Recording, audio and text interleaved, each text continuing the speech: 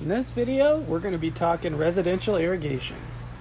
We're going to cover the 5 steps to completing an irrigation evaluation that you can do at home. Step number 1 is check the water meter. Residential water meters are located at the curbside of the residence.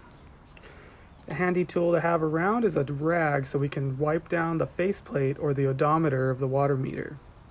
The reason why we want to wipe down this odometer is we want to look at the readings.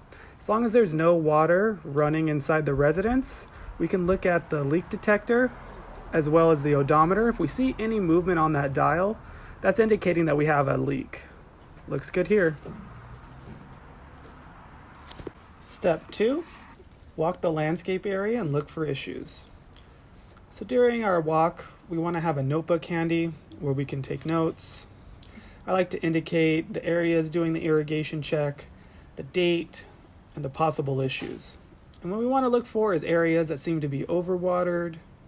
Here we found an area that is brown, that is dry, indicating not enough water. I want to make a note of that. And another area we want to really look at is the shrub area.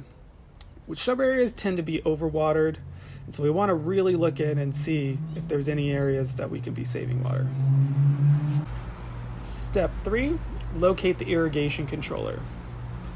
Though not all irrigation controllers are located in the garage, at our site here, that's just the case.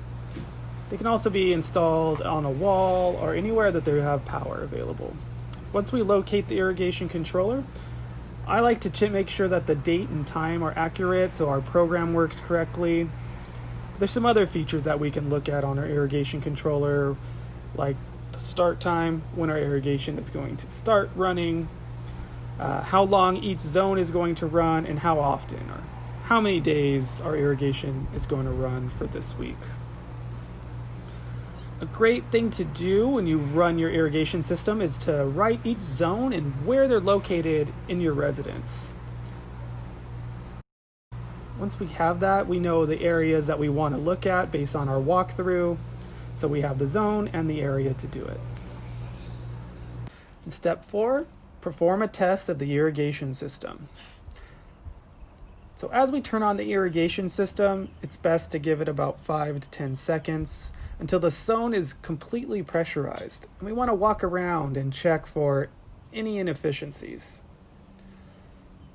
I want to repeat that again from zone to zone.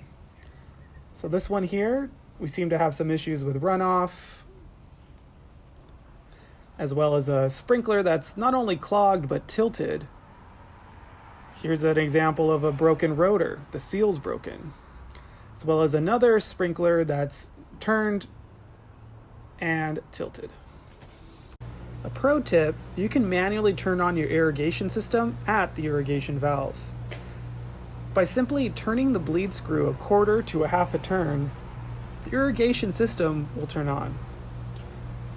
This will allow you to walk the site for as long as you need, check out any inefficiencies, and when you're ready to turn the irrigation valve back off, simply come back to the bleed screw, turn the knob till it's tight, and the irrigation valve will turn off. Step number 5, review field notes and make necessary repairs and adjustments. So here are my notes. 3 broken sprinklers.